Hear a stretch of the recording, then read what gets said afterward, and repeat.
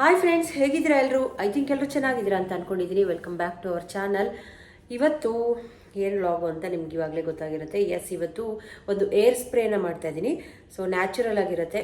ತುಂಬ ಏರ್ ಏನಾದರೂ ಉದುರೋಗ್ತಾ ಇದ್ರೆ, ಏರ್ ಫಾಲ್ ಆಗ್ತಾ ಇದ್ರೆ, ಆಮೇಲೆ ಡ್ಯಾಂಡ್ರಫ್ ಆಗಿದ್ರೆ, ಶೈನಿನೆಸ್ನ ಕಳ್ಕೊಂಡಿದ್ರೆ, ಸೊ ಏನೋ ಒಂಥರ ಡಲ್ ಅನ್ನಿಸ್ತಾ ಇದೆ, ಒಂದೊಂದ್ಸತಿ ಏರೆಲ್ಲ ಅಂಟಂಟ್ ಥರ ಅನ್ನಿಸ್ತಾ ಇರುತ್ತೆ. ಸೊ ಅಂಥದಕ್ಕೆಲ್ಲ ಒಂದು ಬೆಸ್ಟ್ ರೆಮಿಡಿನ ಇವತ್ತು ಓಮ್ ರೆಮಿಡಿನ ತೋರಿಸ್ತಾ ಇದ್ದೀನಿ. ತುಂಬ ಚೆನ್ನಾಗಿರುತ್ತೆ. ನಾನು ಕೂಡ ಅದನ್ನು ಸ್ಪ್ರೇ ಮಾಡಿಕೊಂಡು ತೋರಿಸ್ತೀನಿ.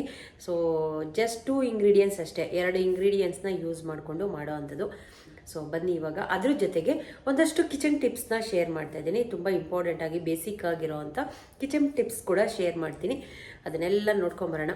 So let's start the video.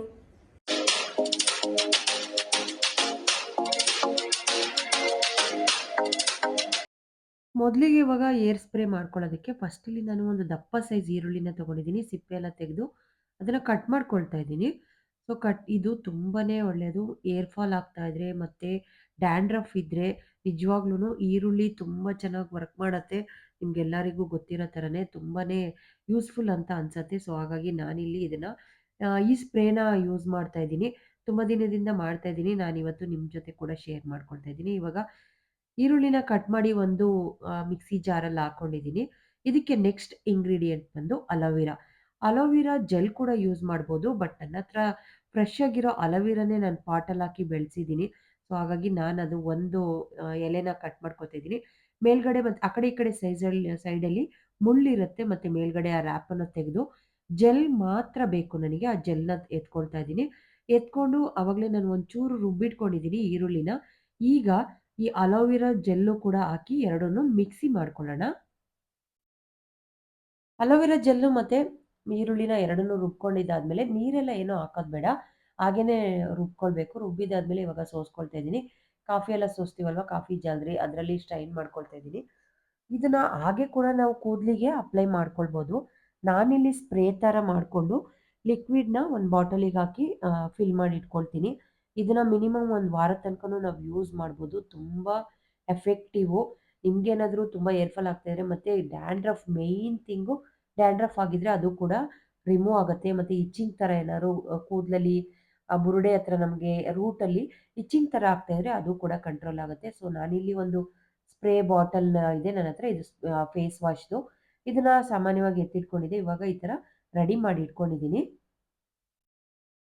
ಈಗ ಹೇಗೆ ಅಪ್ಲೈ ಮಾಡೋದು ಅಂತ ತೋರಿಸ್ತೀನಿ. ಇದನ್ನ ಚೆನ್ನಾಗಿ ಶೇಕ್ ಮಾಡಿಕೊಂಡು ನಾನು ಸ್ಪ್ರೇ ಬಾಟಲಿಗೆ ಹಾಕ್ಕೊಂಡಿದ್ದೀನಿ. ನನಗೆ ಈಸಿ ಆಗುತ್ತೆ ಅಂತ ಇದಕ್ಕೇನೆ ನಾನೇ ಅಪ್ಲೈ ಮಾಡ್ಕೊಳ್ಳೋದ್ರಿಂದ. ಸೊ ಬೇರೆ ಯಾರಾದರೂ ನಿಮಗೆ ಅಪ್ಲೈ ಮಾಡೋರಿದ್ರೆ ರೂಟಿಗೆನೆ ಅಪ್ಲೈ ಮಾಡ್ಕೊಳ್ಬೇಕು. ಈ ಥರ ಮಾಡ್ಕೊಳ್ಳೋದ್ರಿಂದ ತುಂಬ ಚೆನ್ನಾಗಿರುತ್ತೆ. ಇದನ್ನ ಎಲ್ಲ ಕಡೆ ಸ್ಪ್ರೇ ಮಾಡಿಕೊಂಡು ನಮ್ಮ ಕೈ ಸಹಾಯದಿಂದ ಸ್ವಲ್ಪ ಮಸಾಜ್ ಕೊಡ್ಕೊಳ್ಳಿ. ಮಸಾಜ್ ಕೊಡ್ಕೊಂಡು 1 ಅವರ್ ಬಿಟ್ಟು ಆಮೇಲೆ ಏರ್ ವಾಶ್ ಮಾಡ್ಕೊಳ್ಳಿ. ತುಂಬ ಚೆನ್ನಾಗಿರುತ್ತೆ. ಶೈನಿ ಆಗಿರುತ್ತೆ ಮತ್ತು ನಮಗೇನಾದರೂ ಡ್ಯಾಮೇಜಸ್ ಎಲ್ಲ ಇದ್ದರೆ ಅದನ್ನೆಲ್ಲ ಕಂಟ್ರೋಲ್ ಮಾಡುತ್ತೆ. ತುಂಬ ಚೆನ್ನಾಗಿರುತ್ತೆ. ಇದು ಯಾವುದೇ ರೀತಿಯ ಸೈಡ್ ಎಫೆಕ್ಟ್ ಇಲ್ಲ, ನ್ಯಾಚುರಲ್ ಆಗಿದೆ. ನಾನು ಆವಾಗಲೇ ಹೇಳ್ದಂಗೆ ಸ್ವಲ್ಪ ಕಿಚನ್ ಟಿಪ್ಸ್ನ ಶೇರ್ ಮಾಡ್ತಾ ಇದ್ದೀನಿ ಇವತ್ತು. ಇವಾಗ ನೋಡ್ಬೋದು, ಕತ್ರಿಗಳನ್ನ ನಾನು ತುಂಬ ಕಿಚನಲ್ಲಿ ಜಾಸ್ತಿ ಯೂಸ್ ಮಾಡ್ತೀನಿ. ಈ ಇದರ ಹಾಲ್ ಪ್ಯಾಕ್ ಕಟ್ ಮಾಡ್ಕೊಳ್ಳೋದಕ್ಕೆ ಮತ್ತು ಕೊತ್ತಂಬರಿ ಸೊಪ್ಪೆಲ್ಲ ನಾನು ಸೀಸರಲ್ಲೇ ಕಟ್ ಮಾಡ್ಕೊಳ್ತೀನಿ. ಇದು ತುಕ್ಕಿಡ್ದಂಗಾಗಿದೆ. ನೀರು ಕೈಯಲ್ಲೆಲ್ಲ ಮುಟ್ತಾ ಇರ್ತೀವಲ್ವ, ಸೊ ಹಾಗಾಗಿ ಇದನ್ನು ಬೇಗ ಹೋಗಬೇಕು ಅಂದರೆ ಜಸ್ಟ್ ಒಂದೇ ಒಂದು ಸ್ವಲ್ಪ ಸೋಡಾ ಪುಡಿನ ಹಾಕ್ಕೊಂಡು, ಬೇಕಿಂಗ್ ಸೋಡಾನ ಈ ಥರ ಕೈಯಿಂದ ಈ ಥರ ಸ್ವಲ್ಪ ಉಜ್ಜಿದ್ರೆ ಸಾಕು. ಇಲ್ಲಾಂದರೆ ನಿಮಗೆ ಕಾಟನ್ ಬಟ್ಟೆ ಇದ್ದರೆ ಆ ಬಟ್ಟೆ ತೊಗೊಂಡು ಸೋಡಾ ಪುಡಿನ ಹಾಕಿ ಉಜ್ಕೊಳ್ಳೋದ್ರಿಂದ ನಿಜವಾಗ್ಲೂ ಎಷ್ಟು ನೀಟಾಗಿ ಕ್ಲೀನ್ ಆಗುತ್ತೆ ಮತ್ತು ಶಾರ್ಪ್ ಕೂಡ ಆಗುತ್ತೆ. ಸೋಡಾ ಪುಡಿ ಹಾಕಿ ಇದನ್ನು ಕ್ಲೀನ್ ಮಾಡ್ಕೊಳ್ಳೋದು ಎಷ್ಟು ಪಳಪಳ ಅಂತ ಹೊಳಿತಾ ಇದೆ ನೋಡಿ. ಈ ಥರ ನೀಟಾಗಿ ಒರೆಸ್ಕೊಂಡ್ರೆ ಸಾಕು, ತೊಳೆಯೋದೇನು ಬೇಡ, ನೀರು ಖರ್ಚಿನ ಅವಶ್ಯಕತೆನೇ ಇಲ್ಲ. ಸೋಡಾ ಪುಡಿ ಹಾಕಿ ಈ ಥರ ಉಜ್ಕೊಳ್ಳಿ, ನೀಟಾಗಿ ಕ್ಲೀನ್ ಆಗುತ್ತೆ. ಸೀಸರ್ ಅಂತೂ ಮಸ್ತ್ ಆಯ್ತು ಇವಾಗ. ಯೂಶಲಿ ಕುಕ್ಕರ್ ಇಟ್ಟಾಗ ಸ್ಟವ್ ಎಲ್ಲ ಒರೆಸಿರ್ತೀವಿ. ಆದರೆ ಅನ್ನಕ್ಕೆ ಸಾಂಬಾರೆಲ್ಲ ಚೆಲ್ಲಿದ್ರೆ ಮಾತ್ರ ಅಬ್ಬಾ ಎಷ್ಟು ಬೇಜಾರಾಗತ್ತೆ ಅಂದರೆ, ಸೊ ಅಡುಗೆ ಮಾಡೋರಿಗೆ ಗೊತ್ತು ಅದ್ರ ಕಷ್ಟ ಏನು ಅಂತ. ಕುಕ್ಕರಲ್ಲಿ ಏನು ಈಚೆ ಕಡೆ ಸೋರಬಾರ್ದು ಅಂದರೆ ಇದೊಂದು ಟಿಪ್ನ ಫಾಲೋ ಮಾಡಿ ಫ್ರೆಂಡ್ಸ್. ಒಂದು 2 ಡ್ರಾಪು ಅಡುಗೆ ಎಣ್ಣೆನ ಇದ್ರೊಳಗಡೆ ಈ ಓಲಿಂದ ಹಾಕ್ಕೊಳ್ಳಿ. ಒಂದು 2 ಡ್ರಾಪ್ ಹಾಕಿ ಕೈಯಲ್ಲಿ ಹಿಂದೆ ಮುಂದೆ ಈ ಥರ ರೌಂಡ್ ರೊಟೇಟ್ ಮಾಡಿ.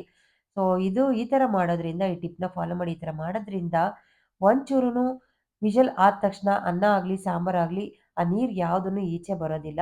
ಸೊ ತುಂಬಾ ಚೆನ್ನಾಗಿ ನೀಟಾಗಿ ಏರ್ ಔಟ್ ಆಗತ್ತೆ. ಏನಾದರೂ ಕಟ್ಕೊಂಡಿದ್ರೆ, ಏನಾದ್ರು ಸಿಗಾಕೊಂಡಿದ್ರೆ ಮಾತ್ರ ಅಲ್ಲಿ ಈ ಥರ ಸ್ಪ್ರೇ ಎಲ್ಲ ಆಚೆ ಬರೋದು, ನೀರು, ಸಾಂಬಾರು, ಅನ್ನದ ನೀರೆಲ್ಲ ಆಚೆ ಬರೋದು ಈ ಥರ ಆಗತ್ತಂತೆ. ಸೊ, ನನಗೆ ಈ ಕುಕ್ಕರ್ ಪಾತ್ರೆ ಅಂಗಡಿಯವರೇನೆ ಈ ಸಜೆಷನ್ ಕೊಟ್ಟಿದ್ರು. ಸೊ, ಹಾಗಾಗಿ ನಾನು ನಿಮ್ಮ ಜೊತೆ ಇದನ್ನ ಶೇರ್ ಮಾಡ್ತಾ ಇದ್ದೀನಿ. ನಾನಿವಾಗ ಅನ್ನನ ಮಾಡ್ದೆ. ತುಂಬ ನೀಟಾಗಿ ಅನ್ನ ಆಗಿದೆ. ಏನು ಒಂಚೂರುನು ನೀರು ಆಚೆ ಬರಲಿಲ್ಲ. ನಿಜವಾಗ್ಲೂ ಖುಷಿ ಆಯ್ತಪ್ಪ ಇವತ್ತು ಮಾಡಿದ್ದಕ್ಕೂನು ಅಂತ ಅನ್ನಿಸ್ತು. ಕಿಚನಲ್ಲಿ ನಮ್ಮ ಕೆಲಸ ಬೆಳಿಗ್ಗೆ ಎದ್ದ ತಕ್ಷಣ ತರಕಾರಿ ಕಟ್ ಮಾಡೋದು. ಅದರಲ್ಲೂನು ಮೆಣಸಿನಕಾಯಿ ಕಟ್ ಮಾಡಿದ್ರೆ ಕೆಲವೊಬ್ಬರಿಗೆ ಕೈಯಂತೂ ಉರಿತಾನೆ ಇರುತ್ತೆ. ಸೊ, ಜಾಸ್ತಿ ಮೆಣಸಿನಕಾಯಿ ಕಟ್ ಮಾಡಿದಾಗ ಉಗುರು ಕಣ್ಣೆಲ್ಲ ಉರಿ ಉರಿ ಆಗ್ತಾ ಇರುತ್ತೆ. ಸೊ, ಇದಕ್ಕೆ ಕಟ್ ಮಾಡೋಕ್ಕೆ ಮುಂಚೆನೇ ಸ್ವಲ್ಪ ಆಯಿಲ್ ಅಪ್ಲೈ ಮಾಡ್ಕೊಂಡ್ರೂ ಆಯಿತು. ಇಲ್ಲ ಬೈ ಮಿಸ್ಟೇಕ್ ಮರ್ತೋಗಿರ್ತೀವಿ. ಆಮೇಲೆ ಕಟ್ ಮಾಡಾದ್ಮೇಲೆ ಉರಿತಾ ಇದೆ ಅಂದರೆ ಇದೊಂದು ಟಿಪ್‌ನ ಫಾಲೋ ಮಾಡಿ. ನಿಮ್ಮನೇಲಿ ಯಾವ್ದು ಟೂತ್ ಪೇಸ್ಟ್‌ನ ಯೂಸ್ ಮಾಡ್ತೀರಾ ಅದನ್ನೇ ಅಪ್ಲೈ ಮಾಡ್ಬೋದು. ನಾನಿಲ್ಲಿ ಕೋಲ್ಗೇಟ್‌ನ ತಗೊಂಡಿದ್ದೀನಿ. ತಗೊಂಡು ಎಲ್ಲಿ ಉರಿತಾ ಇದೆ, ಉಗುರು ಕಣ್ಣಲ್ಲಿ ಜಾಸ್ತಿ ಉರಿ ಆಗ್ತಾ ಇದ್ರೆ, ಅದನ್ನ ಎಲ್ಲಾ ಕಡೆ ಹಿಂಗೆ ಉಜ್ಕೊಳ್ಳೋದು. ಸೊ, ಸ್ವಲ್ಪ ನೀಟಾಗಿ ಕೈ ಬೆರಳಲ್ಲಿ ಉಗುರು ಕಣ್ಣತ್ರ ಉರಿತಾ ಇದ್ರೆ, ಅದನ್ನ ರಬ್ ಮಾಡ್ಕೊಳ್ಳಿ. ಈ ಥರ ಮಾಡ್ಕೊಳ್ಳೋದ್ರಿಂದ ಸಿಕ್ಕಾಪಟ್ಟೆ ಮೆಣಸಿನಕಾಯಿ ಕಟ್ ಮಾಡಿದಾಗ ಉರಿ ಆಗ್ತಾ ಇದ್ರೆ, ಅದು ಆಟೋಮೆಟಿಕ್ ಆಗಿ ಕಮ್ಮಿ ಆಗತ್ತೆ. ಒಂದು 5 ನಿಮಿಷದಲ್ಲೇನೆ. ಆಮೇಲೆ ತುಂಬಾನೇ ನೀಟಾಗಿ ಕೈ ವಾಶ್ ಮಾಡ್ಕೊಂಡ್ರೆ ಆಯ್ತು, ಮುಗೀತು. ಸೊ, ಇದೊಂದು ಟಿಪ್‌ನ ಫಾಲೋ ಮಾಡಿ ಫ್ರೆಂಡ್ಸ್. ಈ ಟಿಪ್ ಇಷ್ಟ ಆದ್ರೆ ಲೈಕ್ ಮಾಡಿ ಫ್ರೆಂಡ್ಸ್. ಪ್ರತಿದಿನ ನಾವು ಕಟ್ ಮಾಡೋವಂಥ ವೆಜಿಟಬಲ್ ಕಟ್ಟರ್ ಇದಿದೆಯಲ್ವಾ, ಮಣೆ ಅದು ಬೇಗ ಗಲೀಜಾಗ್ಬಿಡತ್ತೆ. ನಾವೆಷ್ಟೇ ಕ್ಲೀನ್ ಮಾಡಿದ್ರೂ ಹಾಗೇನೇ ಬ್ಲ್ಯಾಕಾಗಿ ಆಗಿರುತ್ತೆ. ಇವತ್ತು ಕ್ಲೀನ್ ಮಾಡೋಣ ಅಂತ ಸ್ವಲ್ಪ ಬೇಕಿಂಗ್ ಸೋಡಾನ ಹಾಕಿದ್ದೀನಿ. ಒಂದು ಅರ್ಧ ನಿಂಬೆಹಣ್ಣನ್ನ ಹಿಂಡ್ಕೊಳ್ತಾ ಇದ್ದೀನಿ. ಸೊ, ಅದೇ ನಿಂಬೆಹಣ್ಣಿಂದ ನಿಂಬೆಹಣ್ಣು ಹೋಳನ್ನ ಇದಕ್ಕೆ ಉಜ್ಕೊಳ್ಳೋಣ. ಇವಾಗ ನೋಡಿ ಉಜ್ಜುವಾಗ್ಲೇನೆ ಅದು ಎಷ್ಟು ಗಲೀಜು ಬ್ಲ್ಯಾಕಾಗಿ ಬರ್ತಾ ಇದೆ. ಸೊ, ನಿಂಬೆಹಣ್ಣಲ್ಲಿ ಸಿಟ್ರಿಕ್ ಆಸಿಡ್ ಇರುತ್ತೆ. ಸೊ, ಹಾಗಾಗಿ ಇದು ಚೆನ್ನಾಗಿ ವರ್ಕ್ ಮಾಡುತ್ತೆ. ಒಂದು 5 ನಿಮಿಷ ಸ್ವಲ್ಪ ಪ್ರೆಷರ್ ಮಾಡಿ ಉಜ್ಜಿ, ಒಂದು 5 ನಿಮಿಷ ಎತ್ತಿಟ್ಬಿಡ್ಬೇಕು. ಅದು ಚೆನ್ನಾಗಿ ಇದಕ್ಕೆ ಒಂದು ಸ್ವಲ್ಪ ವಿಮ್ ಲಿಕ್ವಿಡ್ ಇದ್ರೆ ಹಾಕೊಳ್ಳಿ. ಅದು ಕೂಡ ಚೆನ್ನಾಗಿ ವರ್ಕ್ ಆಗುತ್ತೆ. ಇದನ್ನ ಹಾಕಿ ಇಟ್ಟಿದ್ದಾದ್ಮೇಲೆ 5 ನಿಮಿಷ ಬಿಟ್ಟು ವಾಶ್ ಮಾಡೋಣ. ವಾಶ್ ಮಾಡಿದಾದ್ಮೇಲೆ ನೋಡಿ ಎಷ್ಟು ಬೆಳ್ಳಗಾಯ್ತು ಅಂತ. ಸೊ, ಈ ಥರ ವೀಕ್ಲಿ ಒಂದ್ಸತಿ ಇಲ್ಲ ಅಂದ್ರೂ ಒಂದು 10 ಡೇಸಿಗೆ ಒಂದ್ಸತಿ ಈ ಥರ ಕ್ಲೀನ್ ಮಾಡ್ಕೊತಾ ಇರಿ. ತುಂಬ ಚೆನ್ನಾಗಿರತ್ತೆ. ಕಿಚನ್ ನಲ್ಲಿಗಳಂತೂ ಎಷ್ಟೇ ಕ್ಲೀನ್ ಮಾಡಿದ್ರೂ ಹಾಗೇನೆ ವೈಟ್‌ಗೆ ಆಗ್ತಾ ಇರುತ್ತೆ. ಅದರಲ್ಲೂ ನಮ್ಮನೇಲಿ ಬೋರ್ ನೀರಾಗಿರೋದ್ರಿಂದ ವೈಟ್ ಫಾರ್ಮೇಷನ್ ಅಂತೂ ಆಗ್ತಾನೆ ಇರುತ್ತೆ. ಸೊ, ನಾನೇನು ಮಾಡ್ತಿದ್ದೀನಿ ಇದನ್ನ ಕ್ಲೀನ್ ಮಾಡಕ್ಕೆ ಅಂದ್ರೆ ಯಾವುದೇ ರೀತಿಯ ಕೆಮಿಕಲ್ ಎಲ್ಲ ನಾನು ಯಾವುದು ಯೂಸ್ ಮಾಡಲ್ಲ. ನಲ್ಲಿಗಳು ಬೇಗ ಹಾಳಾಗ್ಬಿಡುತ್ತೆ ಆ ಥರ ಕೆಮಿಕಲ್ ಎಲ್ಲ ಯೂಸ್ ಮಾಡಿದ್ರೆ.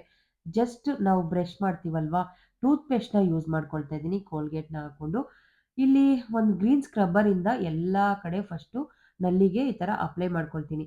ಆಮೇಲೆ ನಾವು ಹಲ್ಲುಜ್ಜಿ ಬಿಸಾಕಿರುವಂಥ ಓಲ್ಡ್ ಬ್ರಷ್‌ನೆಲ್ಲ ಕಲೆಕ್ಟ್ ಮಾಡಿ ಇಟ್ಕೊಳ್ತೀನಿ. ಈ ಥರದ್ದೆಲ್ಲ ಯೂಸ್ ಆಗತ್ತೆ ಅಂತ.